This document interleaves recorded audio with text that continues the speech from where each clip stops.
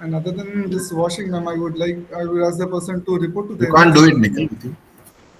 and ask the person to take HBIG, start dose, ma'am, along with the What vaccination. dose, yeah? What dose? Point What are the 2 preparations milligram. available? VT, have some short snippets like this. Yeah, Yeah, definitely. yeah. Look at the way they are hesitating. Point 2 milligram per And kg, zero ma'am. point 0.2 milligram per kg. Where is it given? ACMP My, guidelines. Huh? I don't remember the exact dose, ma'am. Would you like to vaccinate her also? Yes, ma'am. Both, ma'am. So I'd like No, we are ask her able to take to. HBIG along with the start dose of the vaccine also, ma'am. We can see LBK, we can start. Yeah, Okay, yeah. okay, start. Nikhil, are you sharing? Yeah, he's sharing. Nikhil, Yeah, I can see Nikhil, Kenny, Thomas. Please kindly change the slide only when I want it. Okay. Nikhil, can you reply to sir? Unmute and please reply to sir. Ma'am, tell me, ma'am. We can't see the No. slides now. Ma'am, 1 minute, ma'am. Change it when I want it. Just relax, just 1 minute. We can take up 2 cases, don't worry.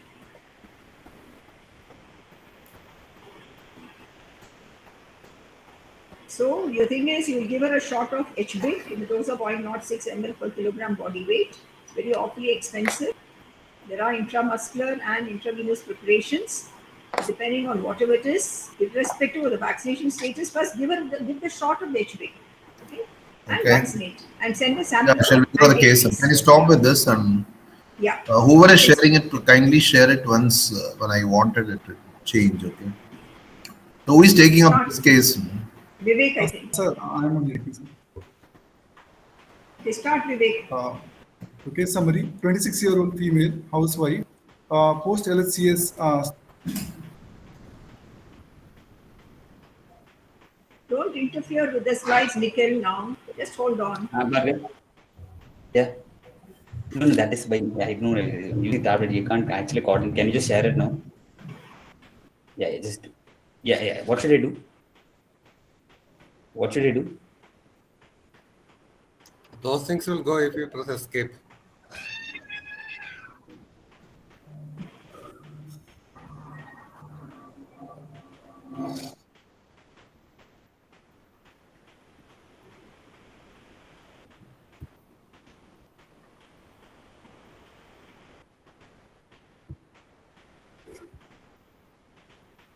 LBK, if Yes. you can see the slides, we'll just start off. Yeah, I'll do. That's better. And then as they open up. So that's a 26-year-old female. Just start it off. Yeah, 26-year-old female. Actually, Yeah. She came to us. Yeah, that's it. She was transferred to us. She underwent C-section. C-section in another hospital, and at that time, the anesthetist noticed that there was a icterus. It's appeared, LBK. Yeah. Yeah, so she was undergoing C-section. The anesthetist noted there was a fetal distress, and she was twin pregnancy, an IVF pregnancy. And look, patient had icterus at that time in the intraoperative state. So somebody had jaundice in third trimester of pregnancy. So, and 2 hours after the C-section, she was transferred in altered sensorium to us. So she underwent at 11 a.m. She underwent C-section in another hospital. Anesthetist noticed an intraoperative icterus in both eyes. She had a fetal distress, twin pregnancy out of IVS.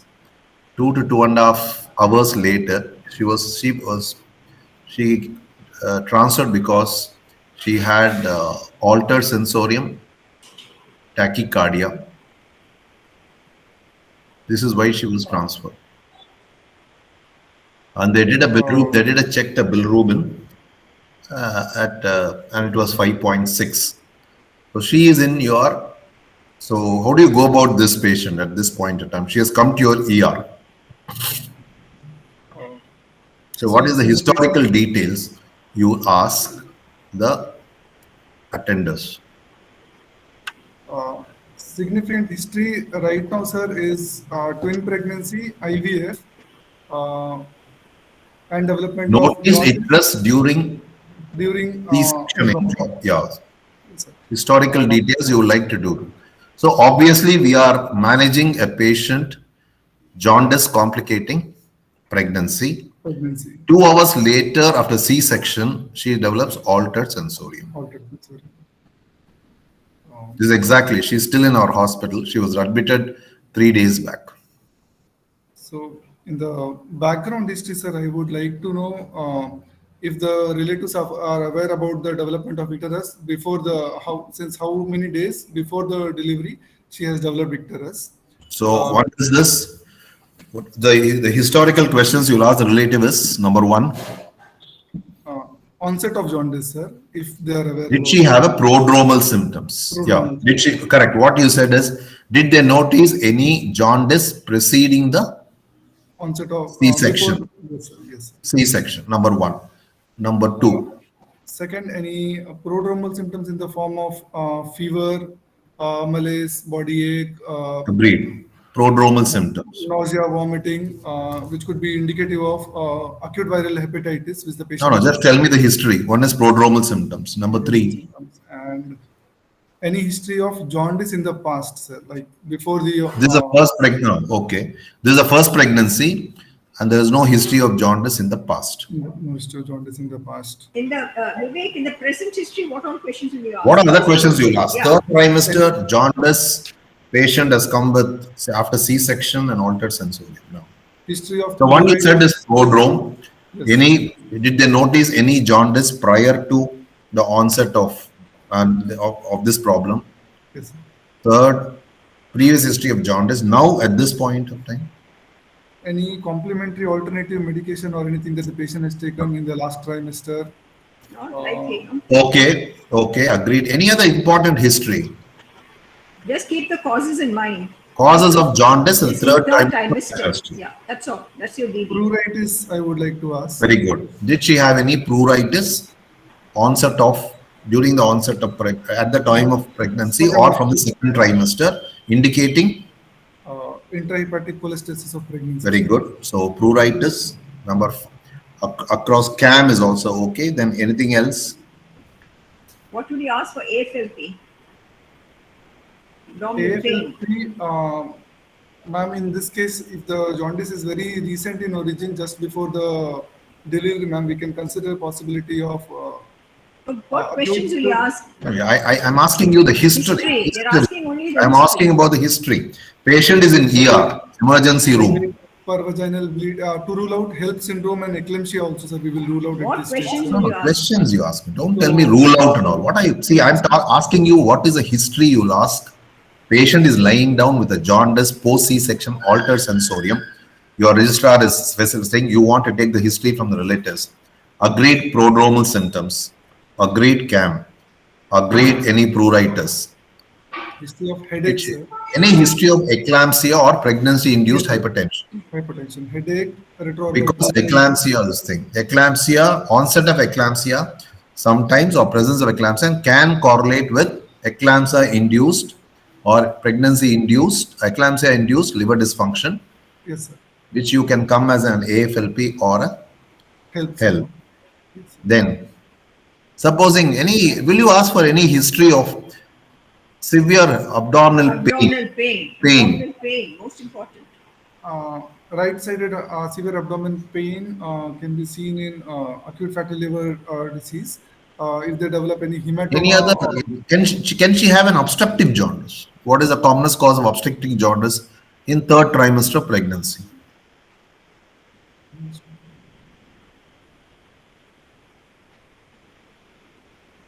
Choledocholithiasis.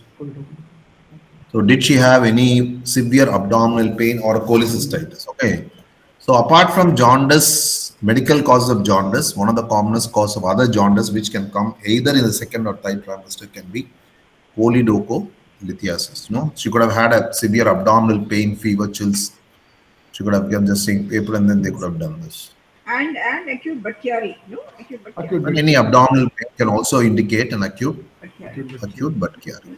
So these are the questions. Supposing this patient has had a pruritus, any other family history you will ask. Supposing you think this historically this was like an ICP, intrahepatic cholestasis pregnancy. Family history, sir. If the mother has had or the siblings have had Correct. similar Mother had history- had any other, mother had similar incidents when she was carrying this child or during pregnancy, or what are the two other, UC pills. what are the two precipitant factors for ICP? How can you recognize? OCP history, sir. If the patient has taken OCP, Any history of OCP intake which has produced any cholestasis pruritus, yes. could produce. Second, Maternal history, OCP. if she has been treated for any hepatitis C or she is found to have hepatitis C, okay, hepatitis C can lead on to intrahepatic cholestasis of pregnancy. These are two things Or which, an HIV, no? All these or a things. retroviral, Retroviral. or did she have any underlying autoimmune liver disease? We don't know because pregnancy is immunosuppressed. So these are things which you will ask first. So she didn't have anything, but she was told that she was taking, and we were told that she was taking labetalol for hypertension 3 weeks prior to this jaundice, prior to this C-section. So she was taking labetalol. It might have been pregnancy-induced hypertension. Hypertension. So she probably severe hypertension, pregnancy-induced severe hypertension. So at that point of time, somebody has noticed icterus. So your differentials could be viral. It could be intrahepatic cholestasis of pregnancy, or because she has a labetalol, she could have had a PIH-induced liver dysfunction, or she could be an AFLP or a HELP syndrome. And she had altered sensorium 2 hours after the jaundice with mild hypotension and but yeah, tell me. This will go in favor of preeclampsia, sir. Preeclampsia and HELP syndrome. There is a liver dysfunction which has gone into this. Okay. Yes, sir. So that means she has gone into altered sensorium. If she has gone into altered sensorium, Now what she's would have been the eligible, possibility? both sir, liver failure because of preeclampsia as well as liver failure because of AFLP. No, it could be an acute liver failure. It could be an acute liver failure, or it could be an eclampsia induced.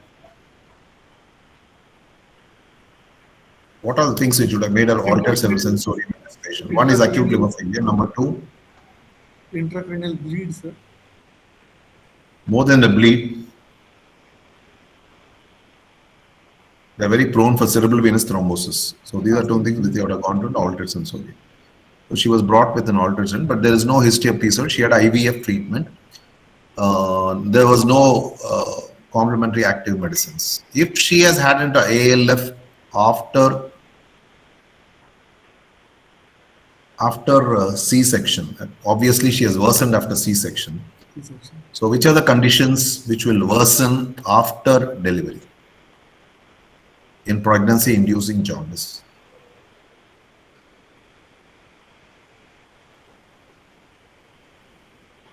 Which are the conditions which will not Worsen after in the postpartum period in patients who have got jaundice complicating pregnancy. Which are the types of jaundice? I'll put it the other way. Which are the ones out of the 3 important causes? Which are the ones that will not result in a acute Resolves. ALF? Yeah. Some will resolve. Some will resolve. Yeah. I guess Some will not. resolve. Which one will resolve after after postpartum period? Which is the commonest thing which will resolve? Preeclampsia related as well as AFLP will resolve after delivery. No. No. ICP will resolve. ICP will resolve. ICP will resolve over a period of how long you will wait for it to resolve ICP? 3 to 4 weeks, sir. Don't say 3 to 4, 4 weeks. Beyond 4 weeks, if the cholesterol is present, you need to rule out other causes. PHC, PPC. Now, you got to be very, very clear. There are very guidelines. They are not like 2 to 4 weeks ago. Okay. You wait for 4 weeks later, that's how you should answer. Okay. 3 to 4 weeks, 2 to 3 weeks, maybe 4 to 5 weeks. These are the answers which I don't expect. The very critical guidelines which we say that after 4 weeks, you think you need to look for something else.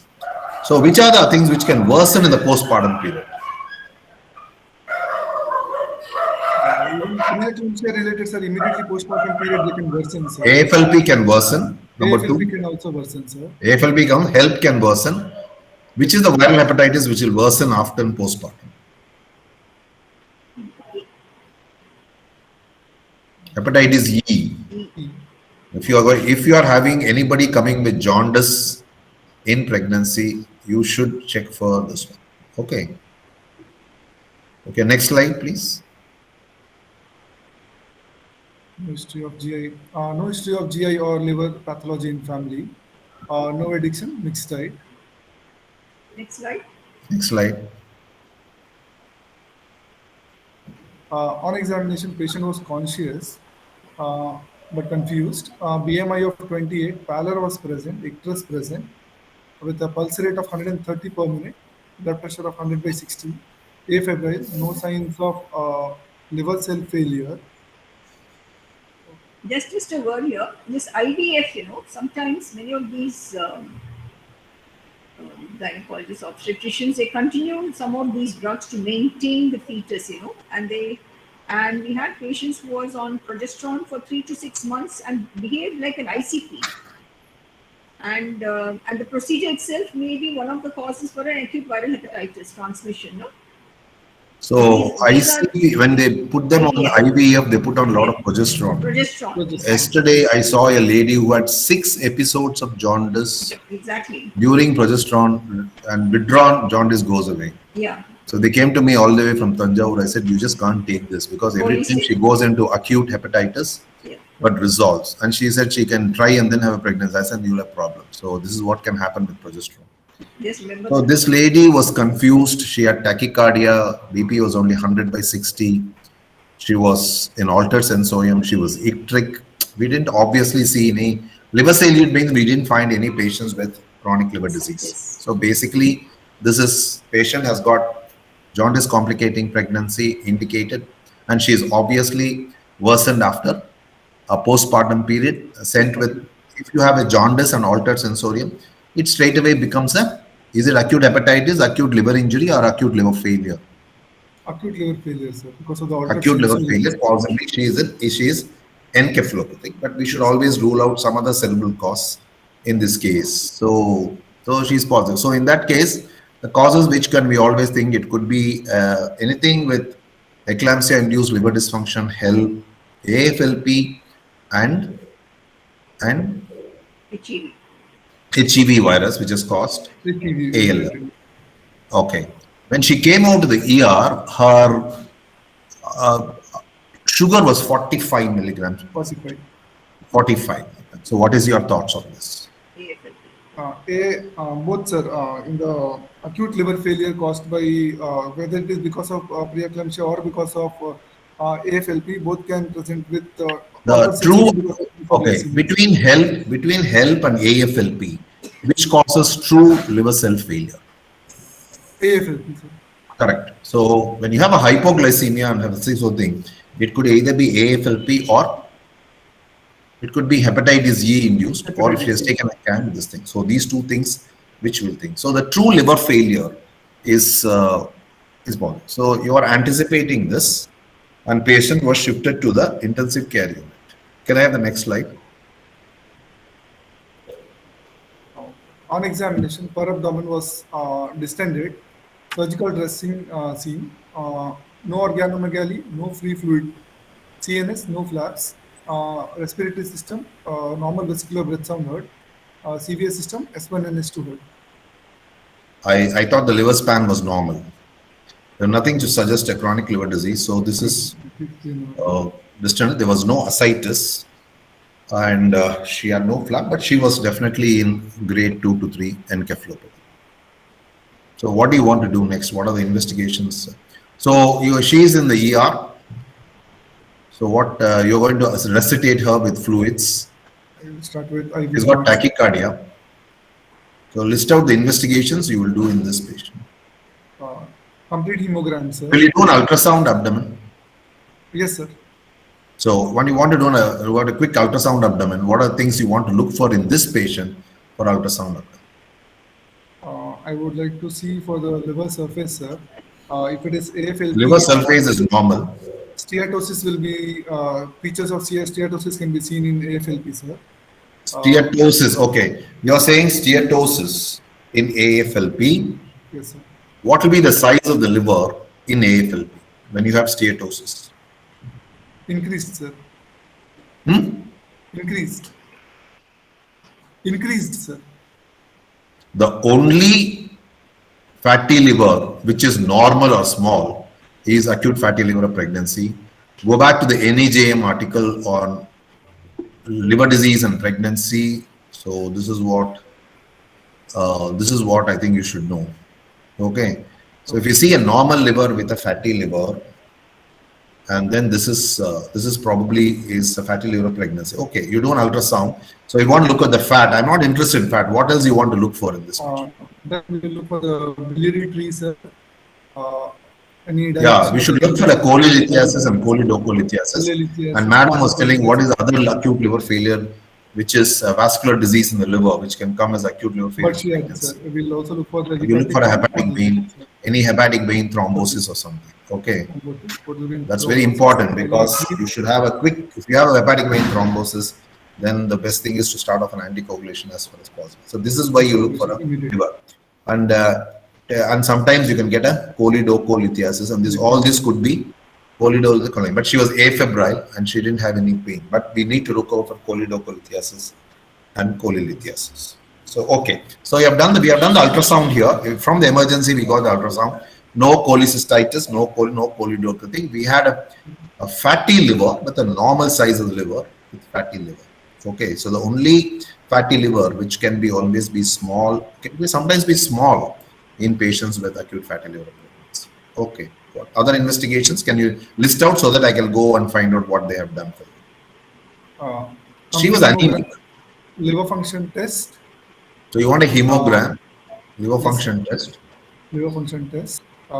Renal function test, sir. Renal biochemistry. Along with this, I would also like to do serum glucose. So you want in the hemogram, what do you want to? What is you want to do a peripheral smear or you don't want to do a peripheral smear? Along with a peripheral smear, sir. Why do you want to do a peripheral smear? What information peripheral smear can give you in jaundice complicating pregnancy? Sir, in preeclampsia related injury, sir, there will be thrombocytopenia with peripheral smear showing cystocytes, sir. One can be thrombocytopenia, one can be schistocyte. And anemia. Can you see for in HELP you can look for thrombocytopenia and HELP. Yes, sir. And then what else you can look for? A hemolysis. Hemolysis, sir. Okay. In AFLP, what do you look for in a peripheral smear?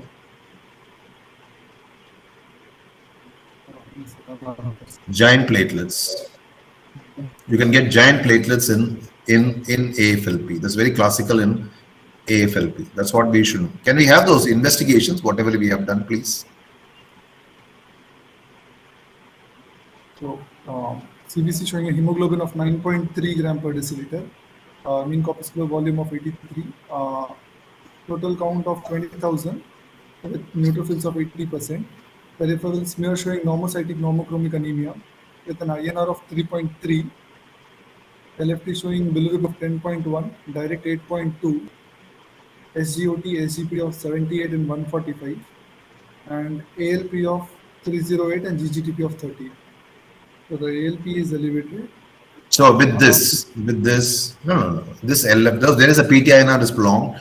She is an altered sensorium, and this comment on this LFT. Let me ask you some question. Is this viral hepatitis? Less likely, sir. The SGOT-PT is not very significantly elevated. Not very. Sir. It's more like a cholestatic. Number two. More Number one. pattern, sir. Okay. Number two. Can this be HSV? HSV. Herpes simplex virus. Enzymes will be hugely elevated. HSV, The SGOT, SGPT will be in thousands. Thousands. So here, the point here is, in our country, we also have to look at then, can this be tropical hepatitis? Total count of 20,000. Can this be tropical hepatitis?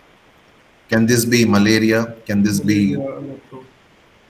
But again, sir, the cholestasis is out of proportion, sir. Leptospirosis, sir, we can consider, sir. No. So you need to consider in our country malaria because there's an upscoop of dengue. Patient, Nikhil, she had a normal platelets. She had low platelets. She had low platelets. So she had low platelets. She had an elevated count. And this is the picture. So when this picture is there, if you are considering jaundice unique to pregnancy, it can be AFLP, or if there is thrombocytopenia, it could be HELP or pregnant thing. If it is, but at the same time, you have to rule out, this is not very classical of hepatitis A, E, B, or HSV virus. You need to think of a tropical hepatitis. You need to send for leptospira. You should get a peripheral smear done. And at the moment, you should look for a falciparum malaria or a malaria. Then you look for a scrub typhus, and you look for a dengue in this patient. So tropical hepatitis also should be thing. And she has come after a C-section. So what can something superimpose on her now with the 20,000 counts? Sepsis, sir. Correct. So she can have a septic complication after a thing. So I think this is what this particular CBC will tell you whether this could be. The peripheral smear did not show schistocytes. It did not show. She did show a low platelet count, but normocytic normochromic. How do you explain the low albumin? There is albumin globulin reversal. Is it chronic liver disease? Protein itself is low, but is it? Now you tell me, what are the physiological changes of LFT in pregnancy? So the albumin. What happens to the bilirubin in pregnancy? Bilirubin. Look at me. What happens to the bilirubin in pregnancy? Bilirubin will remain same, sir. What happens to SGOT, SGPT in pregnancy? Mild elevation. Oh, first of all, you should know when you're reading about jaundice complicating pregnancy, you should know what are the physiological changes and LFT can happen in pregnancy. SGOT, SGPT will always remain normal. In fact, it generally tends to go down. Okay, then what happens to the alkaline phosphatase? Alkaline phosphate can be elevated, sir. Can be, it's elevated. It is elevated. How many times it's elevated? 3 times it's elevated. Gamma GT may remain normal, but gamma GT can go up in which condition? When you have gestational diabetes, you can always have an elevated gamma GT. Then what happens to the protein and albumin in patients with pregnancy? Albumin will go down, sir, because of hemodilution. Albumin drops and protein also drops because of the hemodilution. That's what. So this is partly because of the. What happens to the alpha fetoprotein in pregnancy? Increases, sir. Decreases. Increases. It increases. Okay, that's what. You should know this, and this is probably the condition you will think of in this patient. Can I have the next slide? Yeah. Wow. Look at this. She has got creatinine of 1.77. 1.7. Yeah, go ahead. Sodium of 143, potassium of 3.6, bicarbonate of 20.7, calcium. Ionized calcium. Ionized calcium of 0.9, ABG showing metabolic and lactic acidosis with a lactate of 7.7, and an RBS of 40 milligram per deciliter. Okay. So what does she have here? So renal dysfunction is also there, sir. She has got an acute kidney injury. Acute kidney injury, sir. She's got severe metabolic and lactic Metabolic and acidosis. lactic acidosis. And she's got hypoglycemia. So what does she have? Acute liver failure, sir. It should be acute liver failure. Acute liver failure. So at this point of time, with this LFT, what are the causes of acute liver failure you will have in your mind? How do you narrow down your causes? Uh, viral The other thing we literature- looked at is what is the other thing which I deliberately did not? What else you would have asked for in this patient? I already told you, this patient has got low platelets. LDH, LDH. isn't it? Why LDH?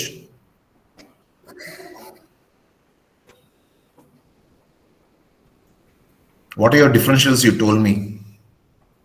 You told me AL, fatty liver pregnancy, viral hepatitis complicating pregnancy, HELP syndrome. Help syndrome. So in HELP syndrome, what happens to LDH? LDH will get elevated, sir. Yeah. What is the criteria called? What is the classification of HELP? Look through Tennessee classification. Okay. Tennessee classification. Look at me and talk to me. Okay. Yes, sir. So this is what. So here there's an acute liver failure in this patient. Okay. You'll not be able to go through now and answer these questions. So you go through this and tell me you should know about this. So here with this, there is an acute kidney injury. There's an acute liver failure. The LFT looks absolutely non-viral. So it could be jaundice unique to pregnancy. Because she was taking labetalol, your differential diagnosis will narrow PAH-induced liver dysfunction, AFLP, low platelet shows possibly HELP, but LDH was not elevated. There was no evidence of hemolysis in this. So you narrowed in the thing. At the same time, we have to rule out tropical. Tropical We should infections. rule out tropical hepatitis. Okay, we should rule out tropical hepatitis. So this is what I think. I will go with this. Any comments, Madam and Varghese Thomas, sir? Any other? Would you ask for serum ammonia? Yes, ma'am. Yes, ma'am. So because she's got this altered sensorium, it may be part of sepsis, but I think ammonia is important. And would you like to keep Wilson's as a differential? Wilson disease, the incidence presenting during pregnancy will be less, but I would like to consider, ma'am. You have to keep No, she could have been asymptomatic Wilson. She Yes, could have. yes, The first presentation could be hemolysis and she can just crash. yes. Okay, so this will be probably your diagnosis. VT? Yeah, one thing in the ultrasound which I just want to add is that in patients with eclampsia, they can actually have spontaneous hepatic hematoma. So Hepatic that may be hematoma. detected. Hematoma. Hepatic rupture. And they may even have a hemoperitoneum also. That may Hepatic be a rupture. reason for death. Yeah, rupture, liver rupture, hemoperitoneum, and all those things. So Actually, looking for hepatic hematoma is important. Hepatic rupture is another things which come in PH, eclampsia, HELP, AFLP, and hepatic rupture. This is a spectrum of the disease which is unique to pregnancy. In our country, I think we should rule out viral tropical hepatitis. Among viral, it will be Hep B reactivation, Hep A, and Hep E. Okay. Can I have the next slide? And I've already told that ultrasound showed fatty liver, normal size liver, no ascites. So labs, viral serology is negative. Hepatitis A and E, IgM negative. Tropical infections like lepto, dengue, HSV, CMV, and scrub negative. MP smear negative. Urine routine bilirubin of 3 plus. Urine PCR of 0.4. TSH of 0.3. It's normal. T3 is low, 0.7. Free T4 is normal. Serum cortisol, uric acid is normal. LDH of 384, ammonia 83.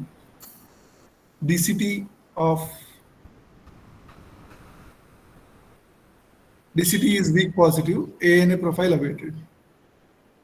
ANA profile, we have sent it. So all her viral serology was completely negative. LDH was normal. She had a low platelet count. The smear for MP, we got it done immediately. So that was negative. And her CMV, HSV, dengue, everything was negative.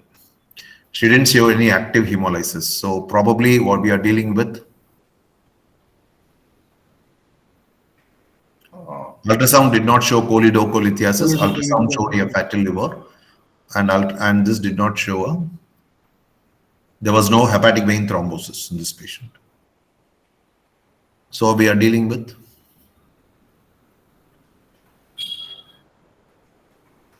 You're dealing with jaundice unique to pregnancy, possibly Preeclampsia pregnancy due to hypertension, liver dysfunction, or related. the uric acid is elevated. That's one thing which goes again in favor of a acute fatty liver pregnancy. Acute fatty liver, yes. So she has got a true liver cell failure because of jaundice, elevated coagulopathy, and encephalopathy. She had she had a normal liver. She didn't, except for a low platelet count. She had hypoglycemia. So all these are true acute liver failure. Acute liver failure. If you have conveniently ruled out tropical hepatitis, sepsis, and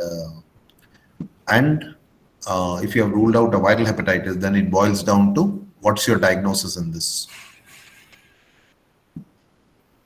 So we'll consider preeclampsia related AFLP and Or acute fatty liver of pregnancy. It looks as if that we are dealing with a fatty liver of pregnancy. So what will be your management issues in this patient? So now she's got AKI, she's got severe lactic acidosis, lactic acidosis. and she went into hypotension. So By the time reached the thing, the BP was 80/60. we'll continue with supportive treatment. We have sent the blood and urine cultures. Today's report is that urine is growing something, but blood culture was negative. So tell me the management issues in this particular patient. So this patient will So require how to manage ICU. this acute liver failure? Huh? This patient will require ICU management. So we'll admit in ICU. Yeah, of course. Yeah. You Start put her in on the ICU. IV fluids along with if the patient is not responding to IV fluids and boluses, we'll start the patient on inotropic support, sir. We'll monitor No, she's the 80/60. 80/60. What inotropic support you give? noradrenaline. We'll start, sir. You do noradrenaline so that Yes, sir. she can have a inotropic support. Number 2, And she's we'll unconscious. also- So how do you take care of the feeding? Feeding, Ryle's tube feeding, we can continue in this patient, sir. So you could continue. She didn't come with a Ryle's tube. She is there with you. So you'll put in a Ryle's tube and Ryle's tube feeding. Okay. Ryle's tube feeding will continue. She's hypoglycemic. Antibiotic- So you need to correct the hypoglycemia. Dextrose infusion we will start, sir. Antibiotics we will start. What is the antibiotic policy you'll have in an acute liver failure patient? She has come from another hospital. What do you do in ALF in your center when somebody comes and gets admitted in the ICU? We'll cover for both gram positive as well as gram. What is your positive tell me what do you do? What is it you do in your center? Meropenem. The antibiotics you use. Meropenem will start. How do you cover gram positive?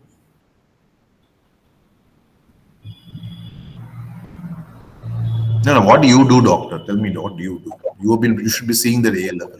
So we do meropenem, we use vancomycin. Sometimes in our center, we also use, we have a guideline to use antifungal, then de-escalate. Okay? Okay. She's come directly from other hospital. So you need to take her as healthcare associated infection, right? She was directed from another hospital. She has not come from the community. Okay. Then nutrition, how do you give her? Nutrition through the rice will continue. So we'll keep a target of How much you will give?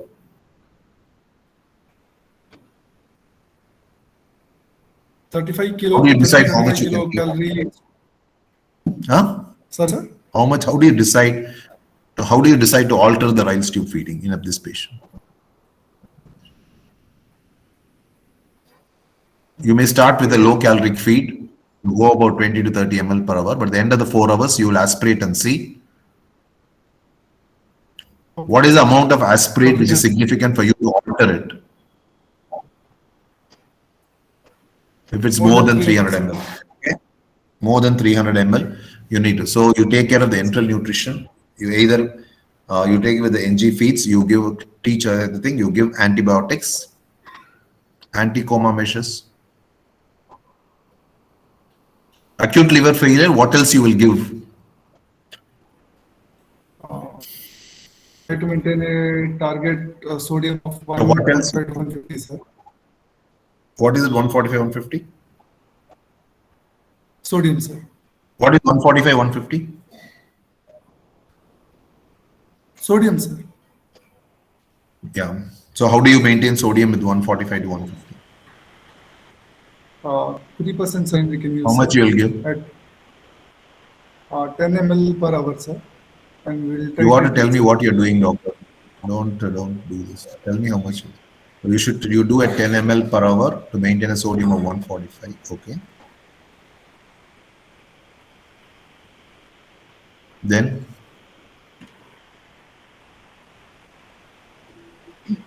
And urine output monitoring and the pressure monitoring. Sir. what will be the unit out monitor you'll be happy with? No, 1 what ml were you point- doing? 1 ml per hour. Sorry, sir. 0.5 ml per kg per hour. Per kg. 0.5 ml per kg per hour. Then how do you correct this acidosis? She has a creatinine of 1 point something. So her urine output dropped. Bilirubin went up. PTINR went up to 4.6. Okay. The next day, after 8 hours, the creatinine was 2.4, bicarb 16, lactate 8.4. Urine output tailed off to 10 ml per hour. So what do you do now? So we'll She's start got the acute question on failure, hemodialysis, sir. got acute kidney injury. Huh? Hemodialysis, sir. We'll start the patient now. Patient has got a BP of 80-60. How do you do hemodialysis? What Slide hemodialysis? You do a SLED or a CRRT. Yeah, slide, sir. So she was started on SLED. Then what else you'll do for liver failure in this patient?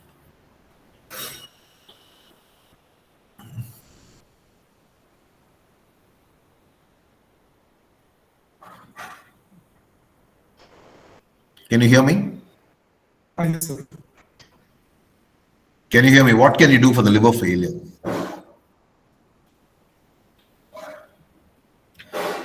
Can we do a plasma volume exchange? Yes, sir. Can we do a plasma volume exchange, doctor? Is it useful in acute fatty liver pregnancy? Exact data I don't know, sir. It is useful. In fact, the first plasmapheresis in jaundice was done in fatty liver pregnancy way back in 1991. Nora Taro's group did this in 3 patients with high volume plasmapheresis, and that's where they served it actually. So you have to order this thing with a SLED.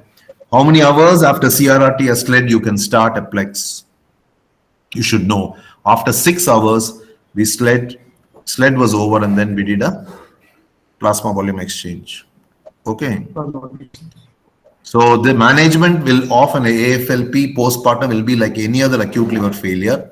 Now, after 1 SLED and 2 plexus today, patient is conscious. Urine output has gone up to 30 ml per hour. Bicarb is 22. Jaundice has come down. Okay. This is what we should do.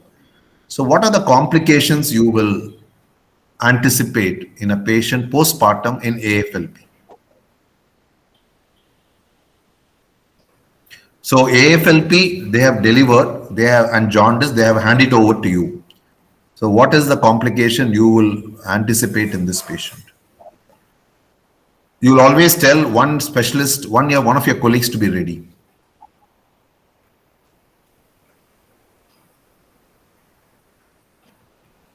Acute liver failure, sir. Right. Acute failure you will manage, man. I'm telling you, you will ask one of your colleagues to be ready from other department.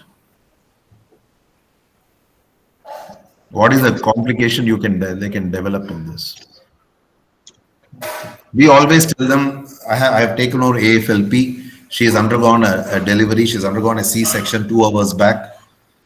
You need to be on call. You ought to be in the loop.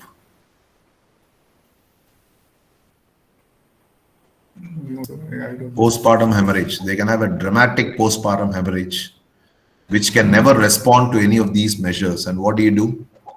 You do an emergency Hysterectomy, sir.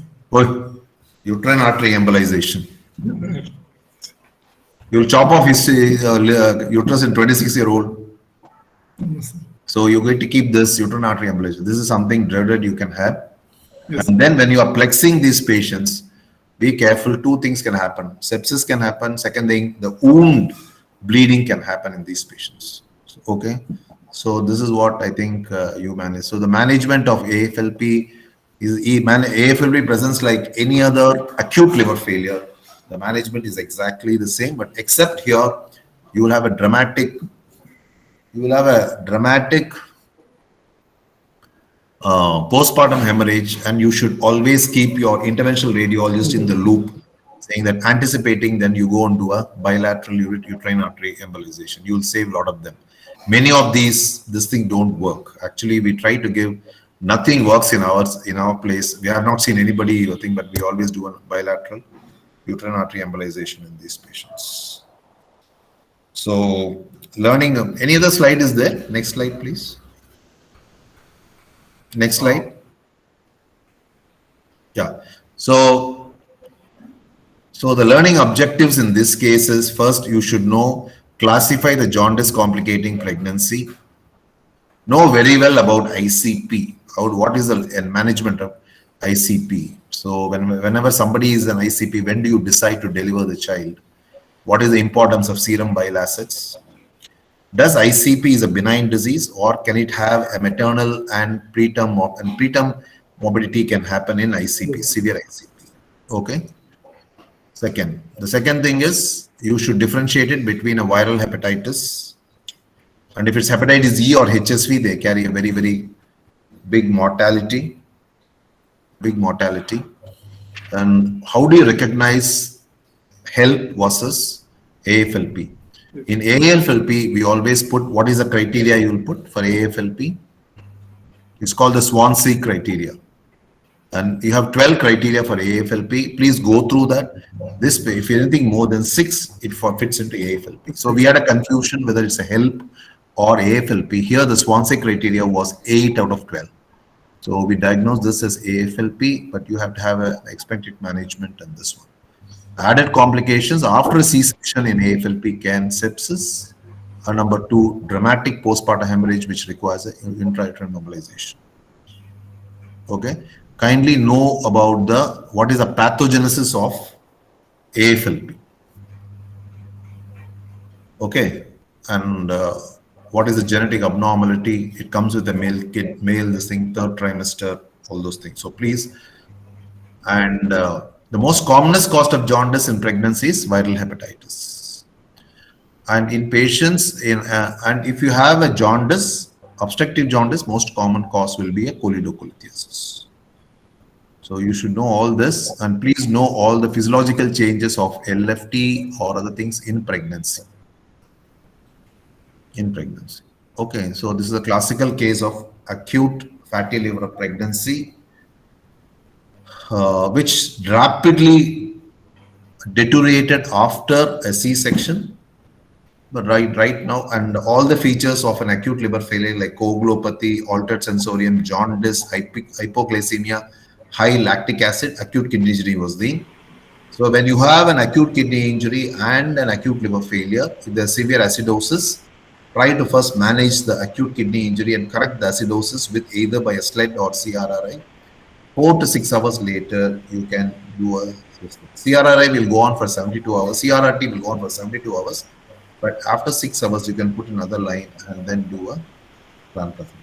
Acute fatty Plex has been used in fatty liver pregnancy way back in 1990. The literature where they've used, they don't use it, but they did a plasmapheresis on that, and patients survived on this. Okay. The common differential diagnosis of virus will be hepatitis E. You should know why hepatitis E causes so much of problem. What is the mortality of hepatitis E ALF in a non-pregnant population? In a pregnant population, sir, hepatitis E. Non-pregnant population. Non-pregnant is very low, sir. In pregnant, it will be up to. See, I'm telling you, you are talking to me about a gas. You don't tell me low, high, medium, and all. In pregnant figures, no. What is the problem? 2% is one thing. See, you cannot come and talk at this level. Tell me low, high, medium, and all. Okay. And what is the mortality in a patient of AFLP, hepatitis E in pregnancy? 25%. It should be Then with it. Okay. If I ask you based on it, don't say low, high, medium. It may be low. It is low. Maybe like that and all. No answers are accepted. Okay. Like, What okay, is the madam. role of liver biopsy? Madam, and When is liver biopsy indicated in AFLP?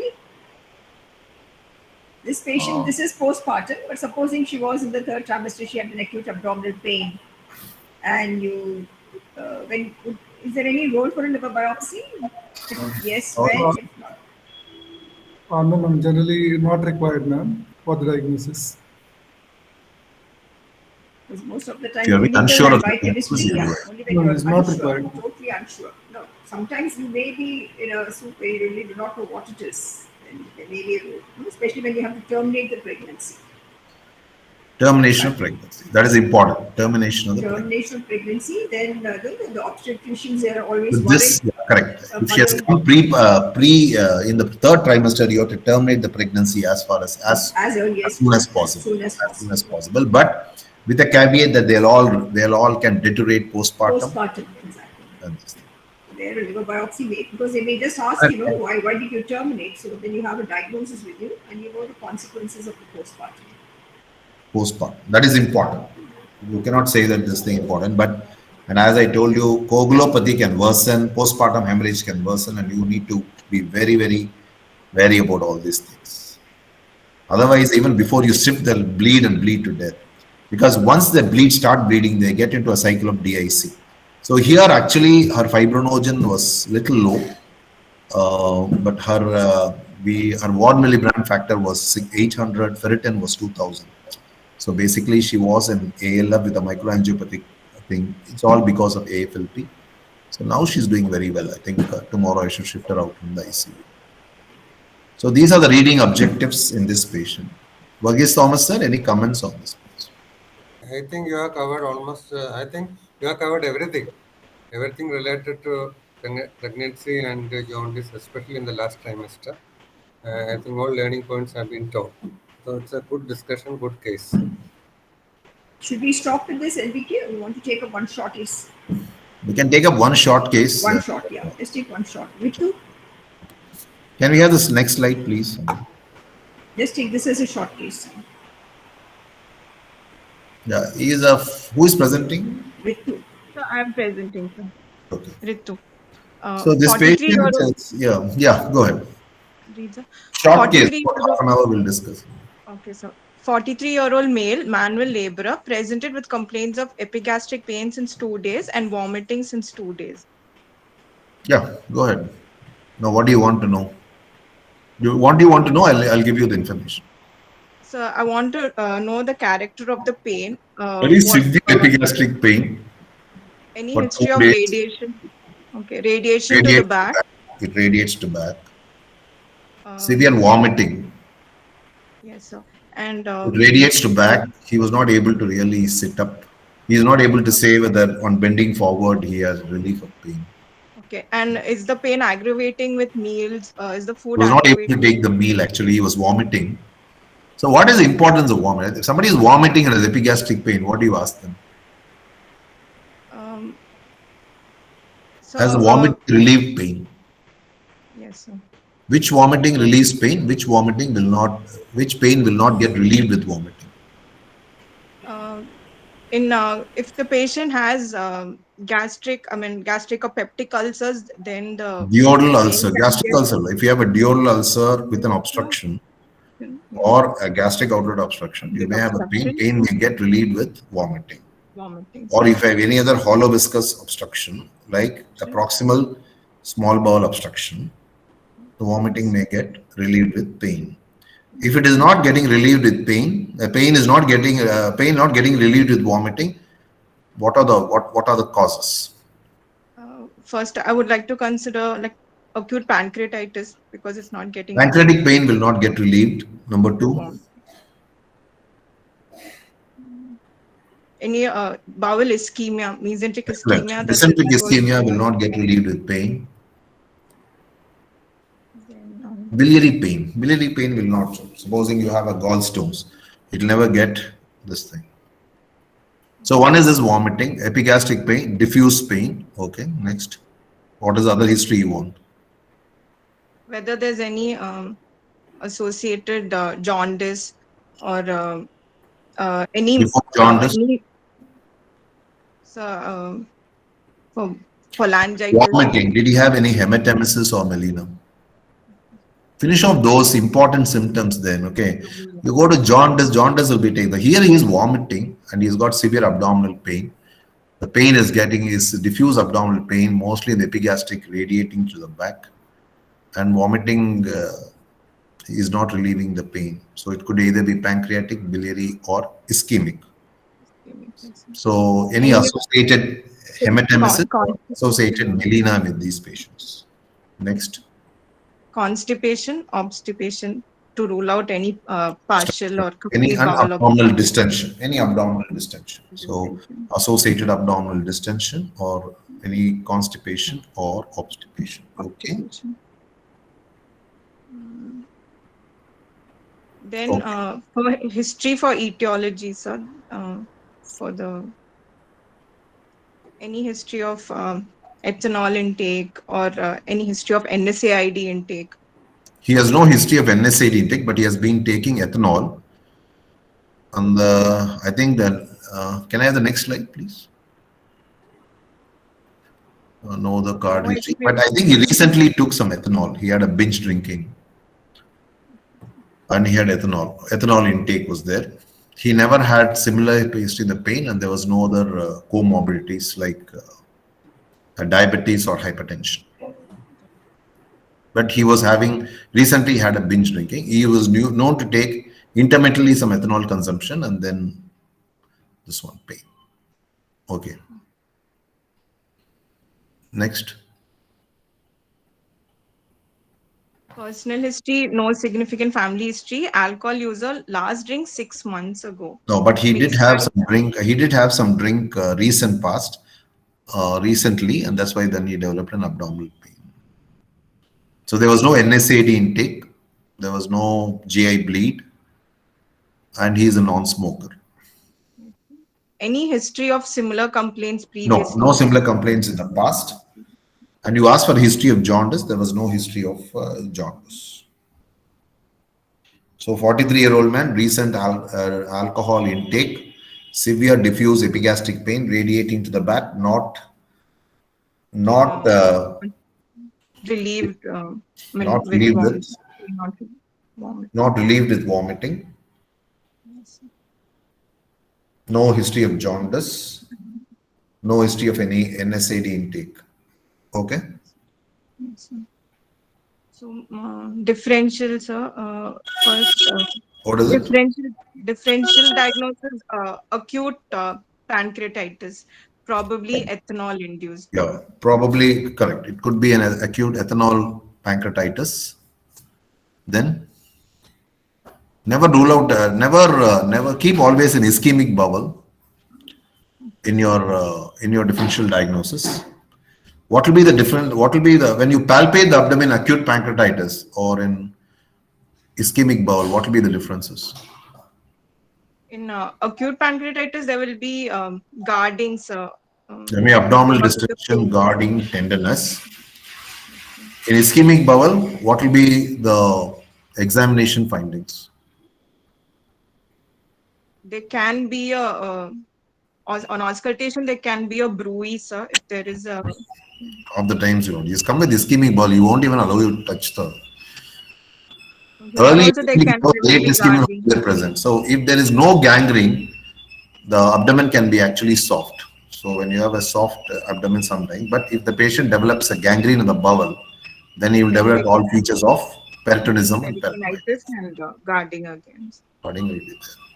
So you think this could be an acute pancreatitis? Okay. Yes. Or ischemic bowel also, mesenteric ischemia. So he is in the casualty. What are the clinical examination findings you want to look at it?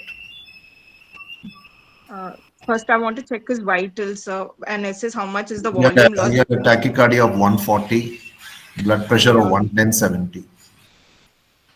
Okay, so tachycardia, and then look for other features of, look at his tongue, see how dehydrated he is, and postural orthostatic hypotension. Dehydrated, his neck veins were not full, so he was grossly dehydrated.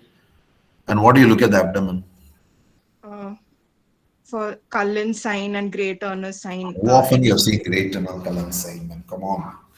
I have not seen one Cullen, one great Turner sign in our this thing. How often have you seen great Cullen sign and great Turner sign? What do you palpate? What do you see in the abdomen? So, okay, this patient is there. When you palpate the abdomen, what are things you look for? Tell me.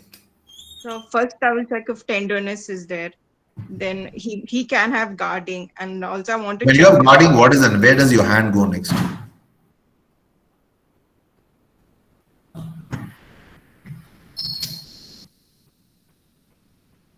The first thing you will rule out when there's so much of guarding is, does he have a hollow viscous perforation? No? Should look for always look for a liver dullness. Always look for a perforation. Okay. In the ER, you will not know what it is. So you look for a dullness, then you can have tenderness, you can have mild guarding. Okay. yes, Then what else you look for? if they have fluid also, like Correct. pancreatic So ascites, look like a for a disrupted fluid in the abdomen. Okay. then respiratory system also, if there's any features of pleural effusion, dullness in the left That you don't interstitial. pick it up. But the most important thing in a pleural you look whether the patient has got tachypnea and you look at his saturation. The most important thing you look for is saturation, tachypnea, and ER. Let's. I'm just discussing all the acute gastroenterology. So you look for Tachypnea and tachypnea. And most of the times when you have tachypnea and acute linkage, most of them have a severe pancreatitis and they'll have a bilateral minimal pleural effusion always. pleural effusion. So you look for tachypnea and saturation. Okay, so first important thing is dehydration is there or not. You look at the neck vein. So immediately in the ER, what do you do? So he had abdominal distended, liver dull was not obliterated, and I will always look for an icterus. Yes, sir. What will be the cause of icterus in acute pancreatitis? So if there is associated biliary pancreatitis, Most important thing, jaundice can be caused due to some edema in the head of pancreas or associated, you said something? biliary pancreatitis, if there Yeah, is associated cholelithiasis. Correct. cholelithiasis. So it can be cholelithiasis or a biliary pancreas. So associated jaundice. Or this may, if the patient is being drinking enough alcohol, he may have an associated Alcoholic hepatitis. Correct. Alcoholic Alcohol hepatitis. So what are so he had this. So it is day 2 of the pain. Yes, sir. So what are the investigations you will send? How do you resuscitate this patient in ER? So first, most Really important is fill out the investigations before you resuscitate him. So this patient had tachypnea. He had a heart rate of 140. He had a distended abdomen. Bowel sounds were not heard. No liver dull obliteration. And he was in pain. Saturation was 88. And with 4 liters of oxygen, it was about 92, 93. So what do you do? So first we need to correct the volume status because he's had. How do you do?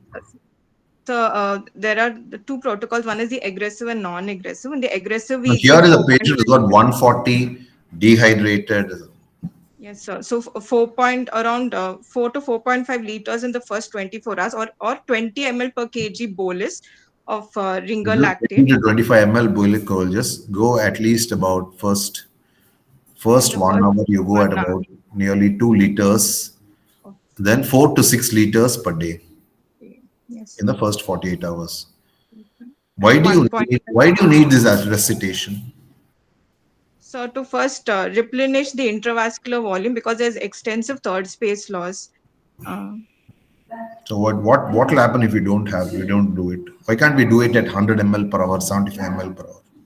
They can go into AKI and And complications are also more. what complication? What complication can happen if you don't resuscitate in 48 hours? By giving 4 to 6 liters of crystalloids, what are you aiming at in pancreas? What are you aiming to improve in pancreas? the perfusion. So the pancreatic perfusion. Microcirculation. If you don't improve the microcirculation, they go for necrosis. They go for, so that is it. So you have to do a goal directed therapy. Second thing is this man's lactate was elevated. That means again he had a hypoperfusion. So you can correct the lactate, and you can look at you have to start lines on 2 hands, go at about 200 ml per hour, and then give 4 to 6 liters. Once you start hydrating itself and acidosis comes down, lactate comes down, they feel a lot better. Okay. Do we need to put a Ryle's tube? So if there is associated, because of hypokalemia, they can have. No, there's no hypokalemia. No. The patient has come to ER. You have just sent the. So do you need to put a Ryle's tube? So what are the indications of Ryle's tube in acute pancreatitis? If he's so if the abdomen is distended and be very clear, madam. If patient has persistent vomiting and if the patient has got ileus, you put Ryle's tube and decompression. You decompress it when the patient has got a persistent vomiting or if the patient has got an ileus, significant ileus. You have to do. So you put an ileus and then you always catheterize this patient so that your the urine output okay. for So the you resuscitate him, you give him oxygen, you resuscitate him, and then you do put in this thing, give him oxygen, then you have to give analgesics to reduce his pain. We can, okay. Yes, sir. So that is what you do. What are the investigations you like to send off? CBC hematocrit to see yeah, the volume. CBC you will send, hematocrit you will send amylase, lipase, and liver biochemistry. Liver biochemistry. And RFT and electrolytes also, sodium, potassium, BU and creatinine. And all. Okay. And then imaging, ultrasound abdomen. Yeah. Would you like to do CT or ultrasound abdomen? So on day 2, within the first 48 hours, we can consider. I mean, ultrasound. Ultrasound abdomen. Yeah. You do if you want to do a CT, I think you look at him at 48 hours, and if he's not improving, then you do look for a necrosis. You can do a CT abdomen or an MRI. If the patient has got biliary pancreatitis, an MRI will also help you out to isolate a CBD calculus in this patient. Okay, so you can do a CT abdomen. So in this ultrasound, what are things you want to look for? First, the pancreas itself, so whether it is edematous pancreas. You always see whether the patient has got bulky pancreas with a peripancreatic inflammation, or if there is any fluid also. Presence of ascites. Then assess the CBD if it is dilated CBD see or any gallstones and a dilated CBD. Or CBD. Look for gallstones and look for a dilated CBD. How do you find out the probability of a CBD stone? So based on the CBD diameter, if it is one more is than CBD 7, diameter. Number two is the gallbladder. There are no, you can have a primary CBD stone also. So based on elevated bilirubin, alkaline phosphatase, and the CBD is more than 8 millimeters, probability of the CBD stone should be there. So in case it is not there in the ultrasound, if there's a high probability, you need to do another imaging to look for a CBD stone, isn't it? Yes. US or then what else you look for in ultrasound?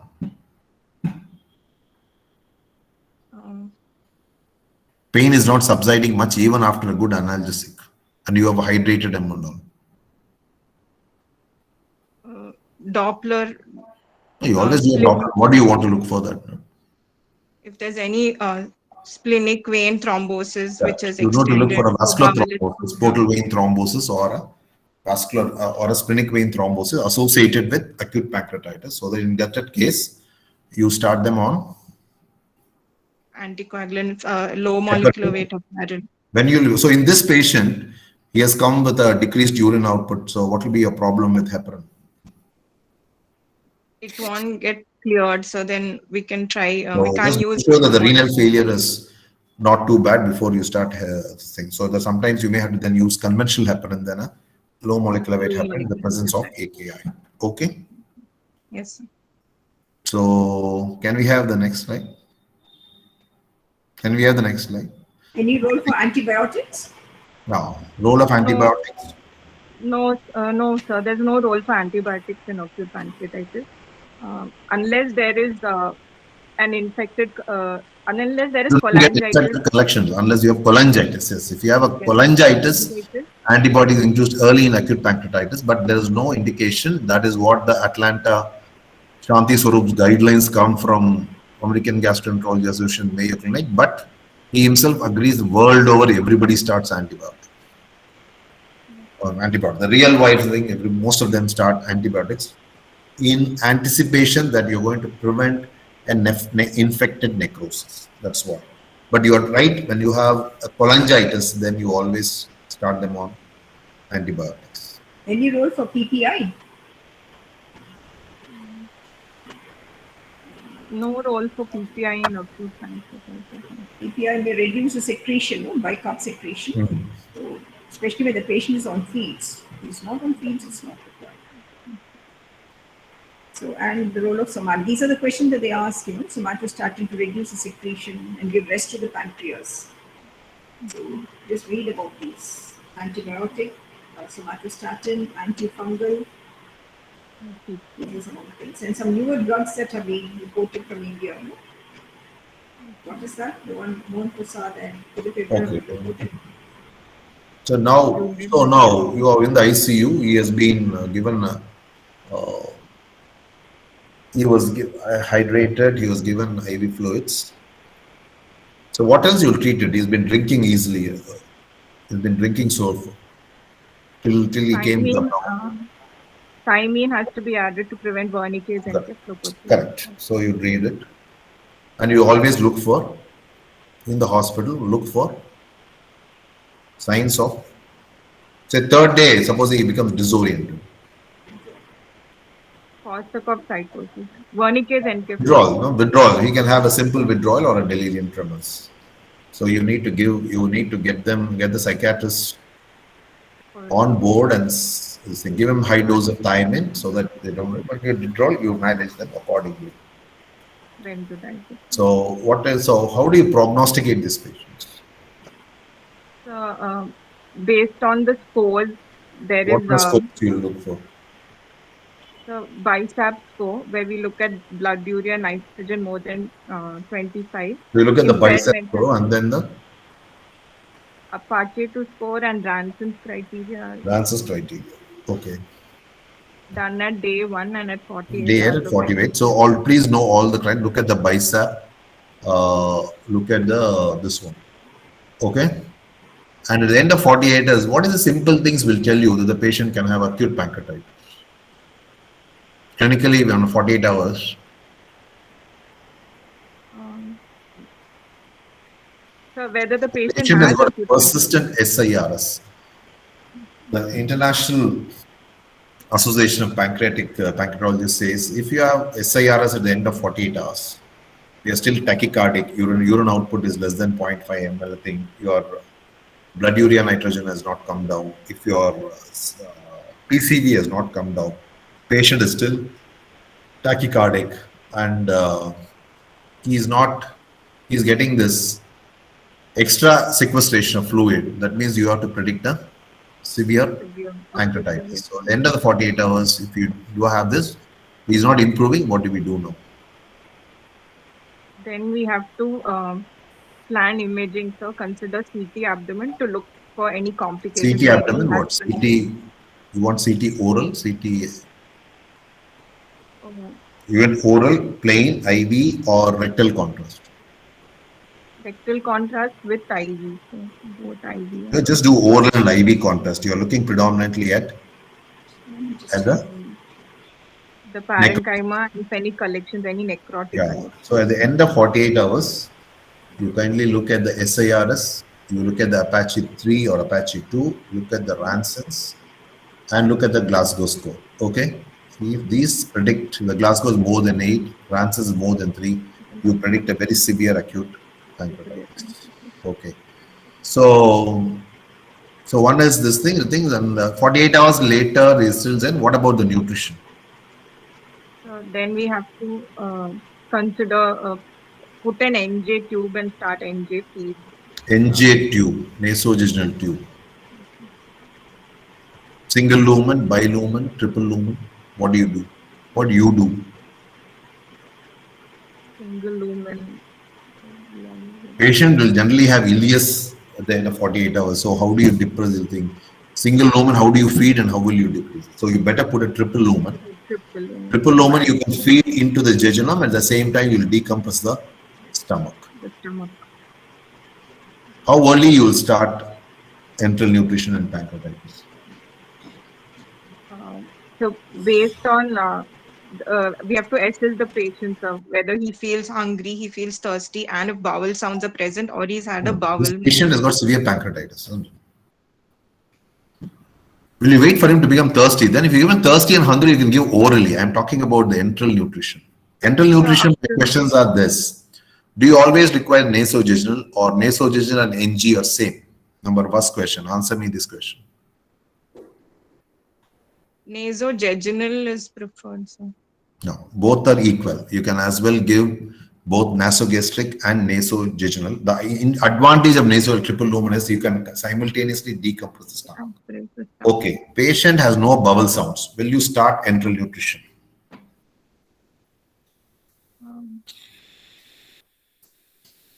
We will start after 72 hours. We have to start the food. You start as early as possible, 24 to 48 days. Despite having no bowel sounds, ileus, you still trickle a feed. And when you trickle a feed, do you put a hypercaloric feed, isocaloric, or hypocaloric feed when there is ileus? Isocaloric. Hypocaloric feed.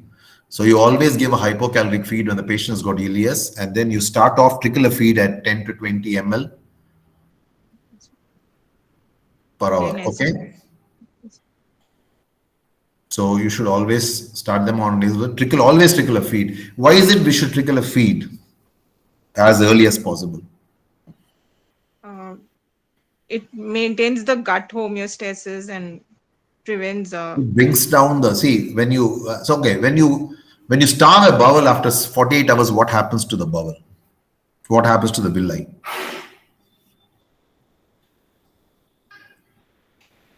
It becomes atrophic. When there's atrophic, there's always the intercellular bridges will widen. So there'll be translocation of the bacteria and a sterile necrosis can become infected. So despite having a thing, you can start a hypocaloric, trickle a feed. And 1 ml will give you how many kilocalories? Supposing I want to give 750 kilocalories, how much fluid I have to give? 1 ml will give you 1.5 kilocalories. Okay. How long in a day you will give enteral nutrition? 12 hours in the night we don't give, so only the day. Nothing. That's nothing like that. You can give 24 hours. And sometimes if there is a volume thing, then you slow it down a bit. But isocaloric feeds generally you give it on this one. Okay. So so 48 hours, his ransom was more than 3. So can we have the next slide? Next slide. Next slide. This one is the hemoglobin was 14.5. PCV was 4438. Total count was 20,000. Came down to 16. INR is 1.3 and LFT bilirubin is 1.8 and the enzymes are in the normal range. Hypoalbuminemia as the creat was 1.7, which has improved on 26 to 26 to 1.35. Okay. But he was very tachycardic. He was very restless. So we went and can I have the next slide? This was ultrasound on 23rd. Can we have the next slide? This is okay. Okay. Can we have the next slide? So what do you see in this CT? There is edematous pancreas, sir, with areas of necrosis, because non-enhancing areas of pancreas are also seen. 95% of pancreas are non-enhancing. So 95% of this patient is necrotic now. Acute necrotic pancreatitis. So this is severe necrotizing Necrotizing pancreatitis. pancreatitis. Okay. Yes, sir. So how do you manage him now?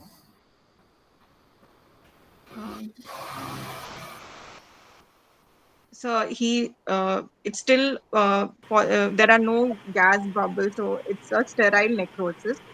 So even at this stage, He has been having fever, but there is no gas in the pancreatic tissue. So probably the fever is secondary to the sterile necrosis. sterile necrosis. And whenever somebody is in the ICU, look for any associated lung infection in these patients. So what will be a line of management in this at this point of time? So we have put him he is tolerating an NG feed. Okay. As a fever is this thing, we have starting on imipenem. Now we are giving him NG feeds, IV fluids, keeping his urine output is improved. And now he's got severe necrotizing pancreatitis. So what do you anticipate in these patients? One is the necrotic collection can get infected. So one, you can get an infected necrosis. And then they can develop MODS also, like they can have AKI, they can have pleural effusion. Okay. And then they can have vascular complications also. Now, there's no vascular complications, but most of the clinical decisions are made on management are made on clinical features. So patient's heart rate has come down to 100, blood pressure is okay. Now he's putting out urine. Though he's got a necrosis, he's still on NG feeds. We have covered him with imipenem. As you said, by third week, he can develop infected necrosis, or by 4 weeks, less than 4 weeks, he can have two complications. You can have acute peripancreatic collections, or you can have acute necrotic collections. If the patient has got acute necrotic collections and fever is persistent, how do you manage him?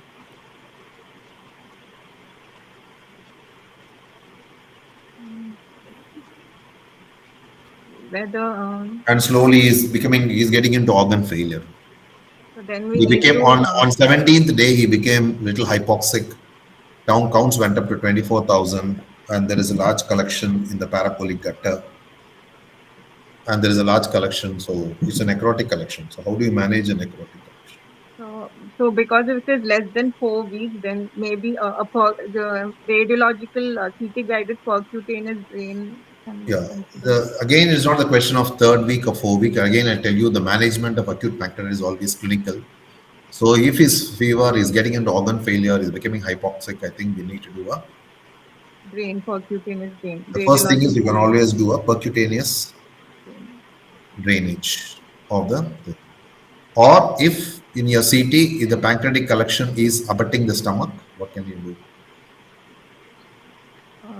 Then EUS guided transmural drainage. Sometimes what you need to do is you need to do a double therapy. So you put a drain, one retroperitoneally, and also you put a drain into the endoscopic, using a thing, put a cystogastrostomy and drain it.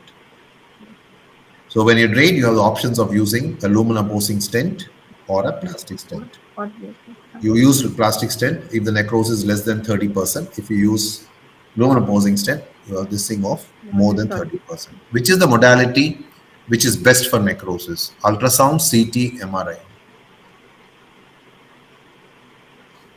MRI picture.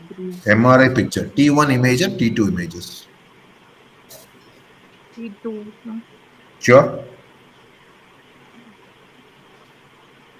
T2 weighted images will tell you the amount of necrosis. So you may have to drain this and this thing. Supposing it's still persistent and he's getting a lot of collection. Then through the lamp, we have to plan. Only through the lamp. Supposing he's got a retroperitoneal drain from this one. What else can you do? necrosectomy through What the do you call your? tube. So through the subcutaneous vein, you can Subcutaneous dilate the tract and then do what do you call that? MERP, minimally invasive retroperitoneal pancreatic necrosectomy. That can be done. Okay. What is the role of surgery in acute pancreatitis in 2021?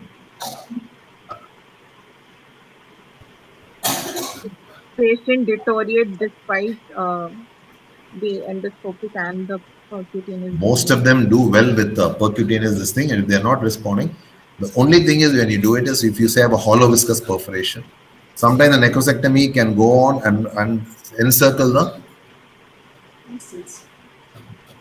the bowel. How do you suspect that there is a fistula?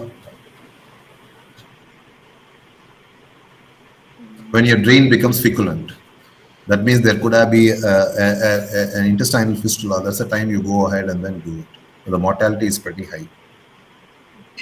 Okay. So that's what you do. So the management of acute necrotic collections will be clinical. Number two, first always do percutaneous or endoscopic management, or you have to do both.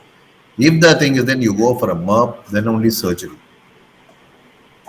Okay, because early surgery does this, some shows a very high mortality in these patients. And all along you have to maintain a good nutrition in these patients. Okay. How is the patient now? Patient is good, madam, now. He's got 95% necrosis, but today is much better. He is putting out about 35 to 40 ml of urine. Pain has come down. Abdomen has become softer.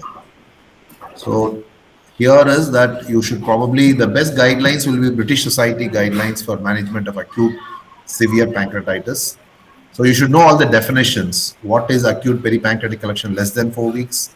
Less than 4 weeks is necrotizing collections. More than 4 weeks is pseudocyst. And more than 4 weeks is walled off necrosis. So these are the 4 definitions you should know. And how do we manage these patients? Okay. Any doubts? Anyone else has any doubts? So today's classes were just more akin to Management. acute management of acute problems. Yeah. Oh, I think we'll stop this. Yeah, You know, yeah, we'll stop it's almost. Yeah. What's the time now? 10:30. I think we'll stop. 10:37. Yeah. Okay. I think next Very, case. very nice. No, very nice discussion on the management. No, I think practical management. I think we've discussed this quite often, but still, I think it's a new batch, so they're not getting used to it. I think last batch we had a similar case, similar discussion. Any questions? Any comments and questions or anything? Any questions in the chat box? Let's see. No, there's no question in the chat box. They all must be sitting and listening to the record later. Very interesting cases. Any questions from the audience? Meeting on to conclude? Yeah, both cases are interesting. The first one was jaundice in the last trimester with the altered sensorium ALF-like presentation. So you have to all read thoroughly about the pregnancy and jaundice, because that is an important topic. Theory, you can expect a lot of questions, short notes, many things. Okay. More than that, I think it's day-to-day management when they become consultants. Yeah, that's also very important, because what they will see. Yeah, because when you are called from the obstetric department with a patient in jaundice, especially in the last trimester, you should know thoroughly how to manage properly and give them advice. That's very important. And also prognosticate, that's another important thing. And nowadays, pregnancies are precious. And so you have to be very careful about the child as well as the mother. And postpartum hemorrhage and very often postpartum hemorrhage and then uncontrollable bleeding is another important cause for death unless properly managed. So one has to be very, very careful regarding the management. I request the PGs, just because the session is concluded, don't just start disappearing, Here is one person concluding, and this is the respect you people have for the consultant. Sometimes we feel, we should not. 37 were there, now just 20. Is this the way you just disappear? Here 33 is yeah. still there. No, what I'm saying is 3 of us sitting and trying to teach something, and you just join when you want and leave when you want. I mean, you don't join at all. You're not interested. Even if you have 5 students who are interested, we'll be happy to teach them. It is a disgrace. Yeah. Yeah. The second was an interesting case of acute pancreatitis, acute severe pancreatitis, and with AKI, and I think it's another management issue. Day in and day out, we have to know the management of severe pancreatitis, and followed by second week onwards, there can be infection related to fluid collection, necrosis, etc. They have to know the latest management of necrosis, as Professor Venkat told.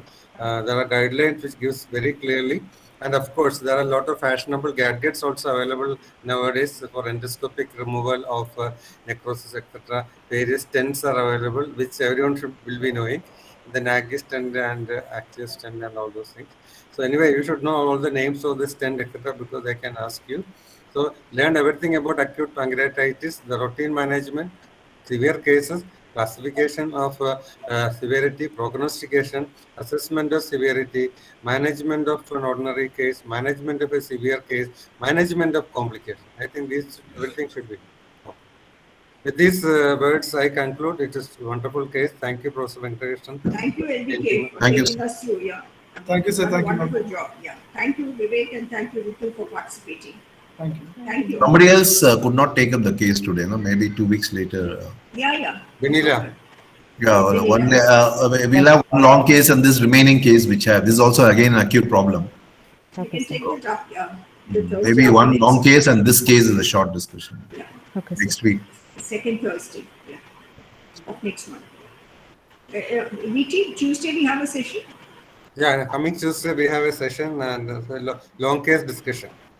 Okay. Okay. Dr. 8 G.N. o'clock. Ramesh 8 o'clock, is- sir? Okay. Fine. 8. Okay. Yeah, it's 8 o'clock. Dr. G.N. Ramesh is the faculty. Sure. Thank you. Thank you Okay. all. Good night. Thank you, sir. Thank you. Good night. Thanks a lot, LBK. Thank you. Thank you, madam.